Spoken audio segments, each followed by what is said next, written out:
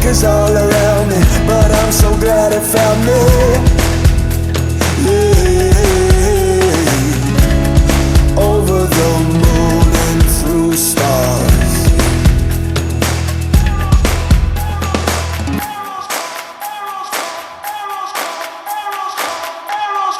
Arrows come straight. Hey guys, I have not touched my camera since I got back from my time alone in the bush.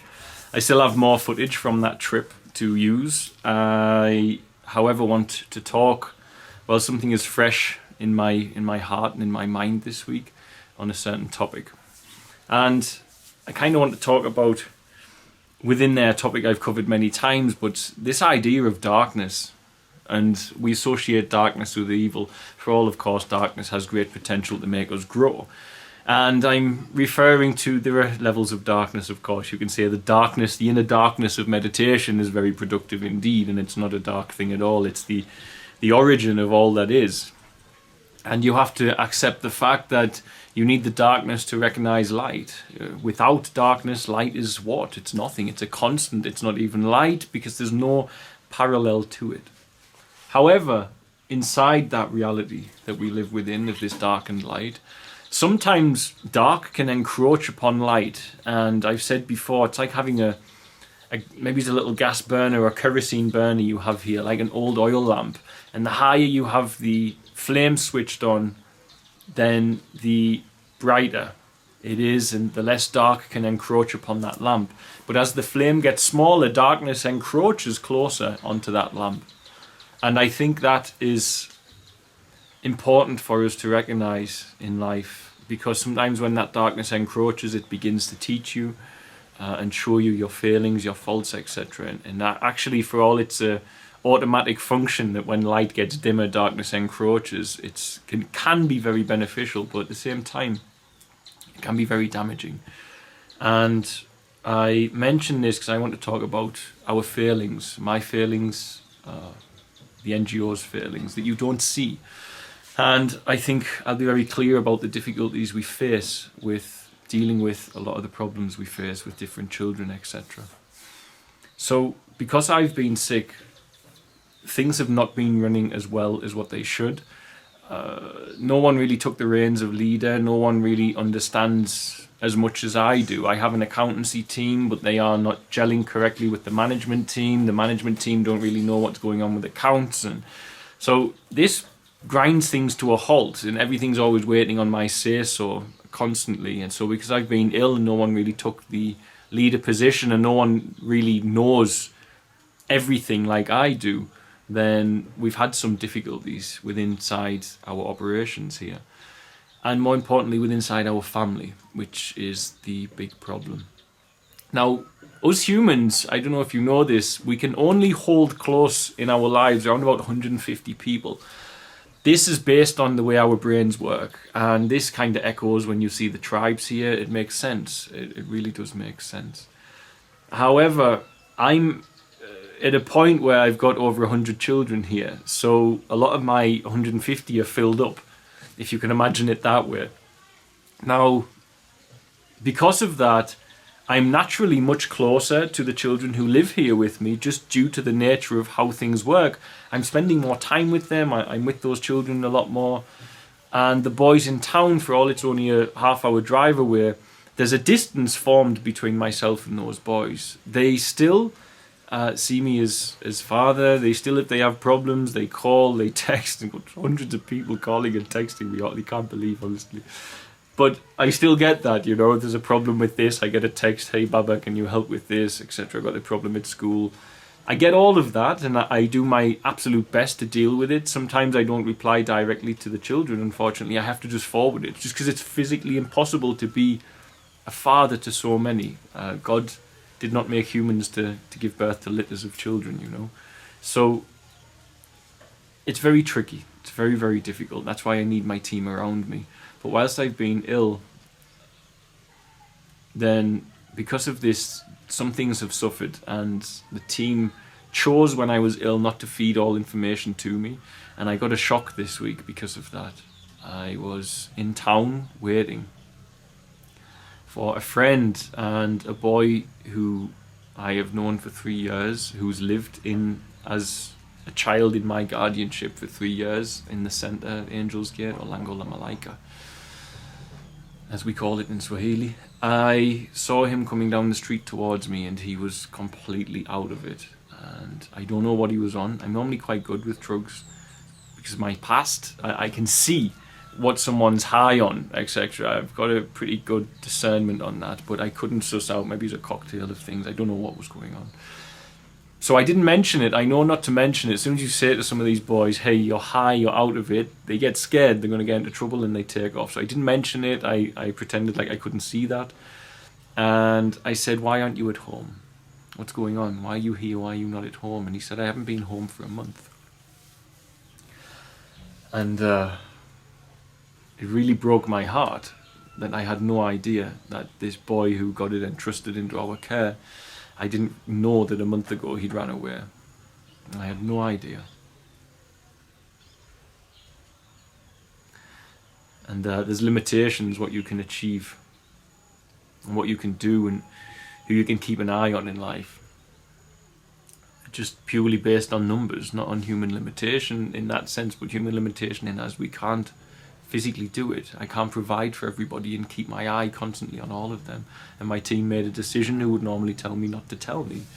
Then by the time I got back, it kind of fizzled into the background of work. I mean, we've got children running away all the time and we have all of these problems. It wasn't anything, out of the ordinary, but the fact he's been out there a month is quite intense. And this boy, when I met him, he's only 9, so he'll be 12 now.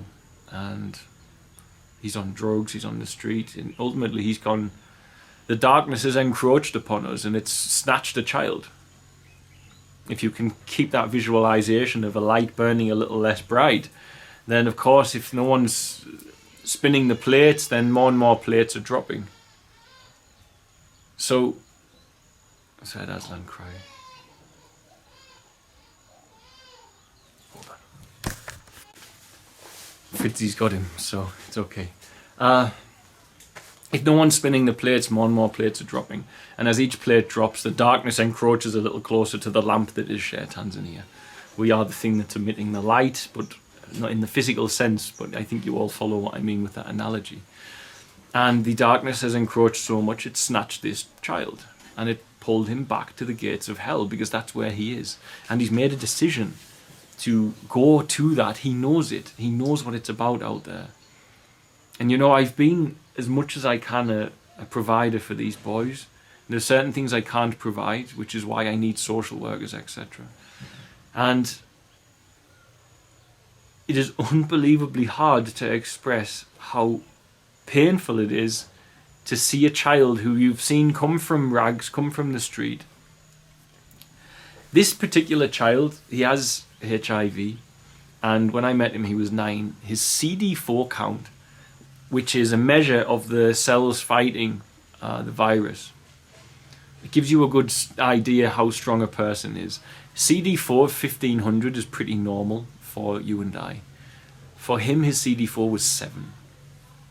And he was on death's door. It was the lowest I've ever seen. He had no immune system, basically, just no immunity. He was covered in fungus and everything, and he slept for days on end. We had to wake him up, make sure he wasn't dead. And he came from such a hard place, and he progressed, and he got into school, and then bit by bit things happened. He couldn't cope with school. These boys struggle a lot with reintegrating with normal life. We can't always afford private school for everybody, where the teachers are a bit more forgiving.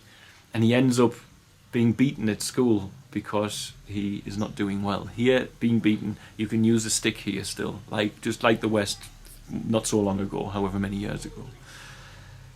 So I made a promise to these boys that they wouldn't be beaten in my care, and then I wasn't there and somebody beat him and off he went. And there's not a night gone by since I saw him. I haven't sat out here wondering where he is, what he's doing, is he okay, what's he getting up to, where's he sleeping, is he hungry.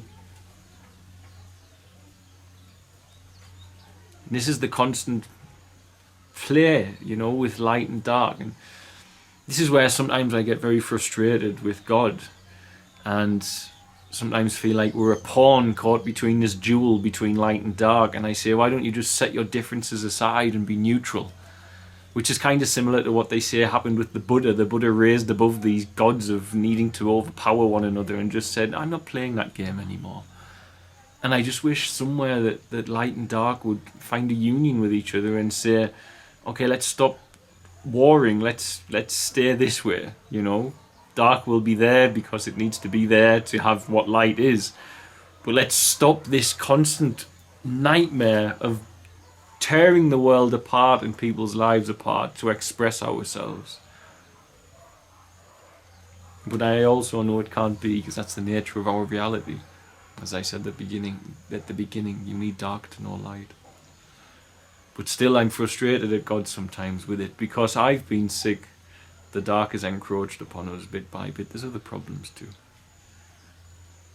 But when the dark, when it retreats, it takes a child with it.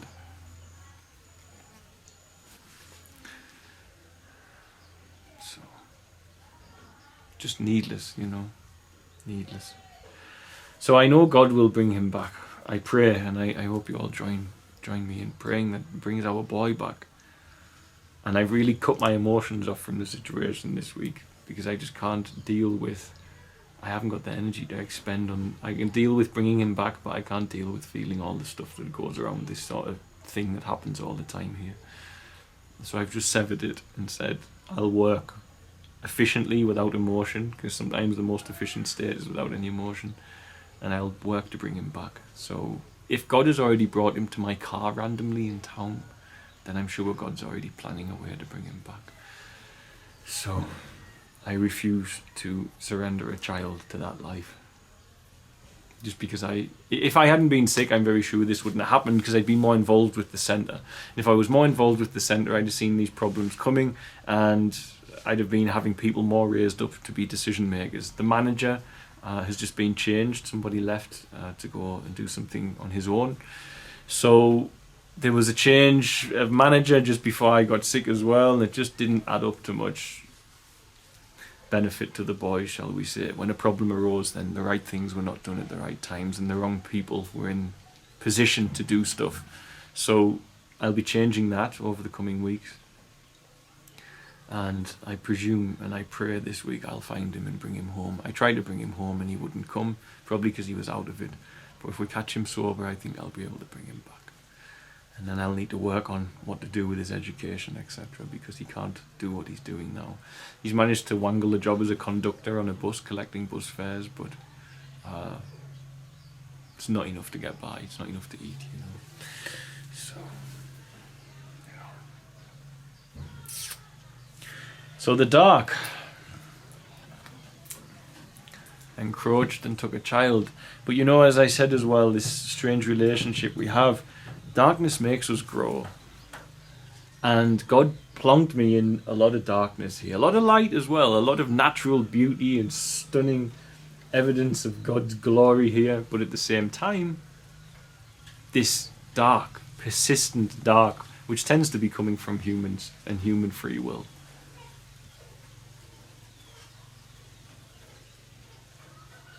But it's always chewing at your heels, this dark.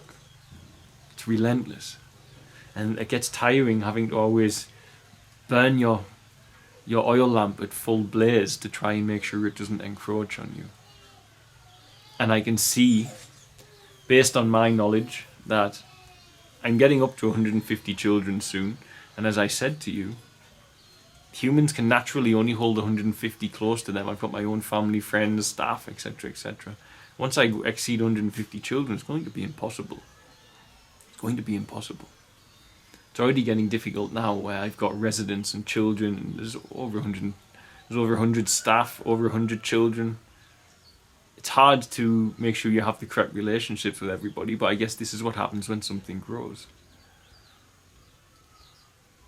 But I need to find a way to change this. There has to be other people taking the parental role here, not just staff. There have to be people who are committed in God, and some of my staff are like that, but some are not. And this is a problem, because I need people who are truly committed in God and not committed in themselves. And I see a lot of evidence in people being committed in God here in the team, but I also see evidence of certain players who are not committed in God at all. And when you're working in this world, when you're trying to create a family unit and people are working for money, then it doesn't work. You know, you can't pay people to love. You need to find that naturally.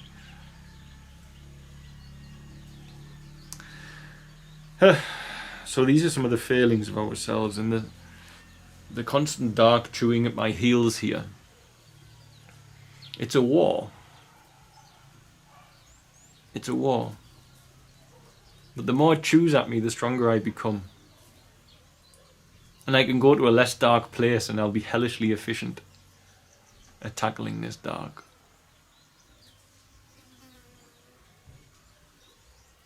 I know it. I know how much stronger I've gotten since I arrived here. It leaves you in this bizarre position where you don't know whether to thank dark for constantly strengthening you, even though you're not sure it intended to do so. Or whether to despise it for its constant need to acquire the light of others, acquire the light of our children. You know, these are my boys. I'm not as close to Angel's Gate boys, but I've had times, you know, the most aggressive boy, most aggressive of boys, have a violent outburst and you restrain them and then they cry like a small child in your chest for hours and you feel the pain leaving them. You feel it. And the pain was caused by life out there. And he's back out there.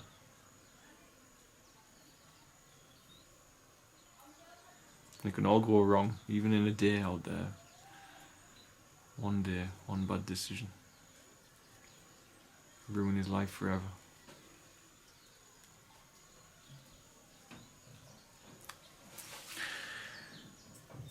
Yeah. That strange acquaintance, darkness.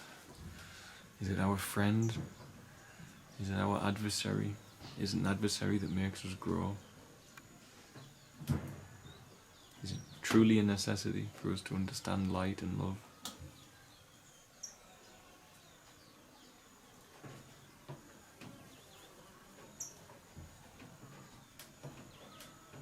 I really don't have fully the answers. I think a lot of the Gnostic texts have a good answer. The idea of the Archon, the Demiurge, etc. really just fits easy, fits better, you know. Otherwise you can't really make sense of this God so well. Sometimes, that is. But at the times I can. But I'm just a human trying to understand and experience, as we all are. Many concepts, many ideas.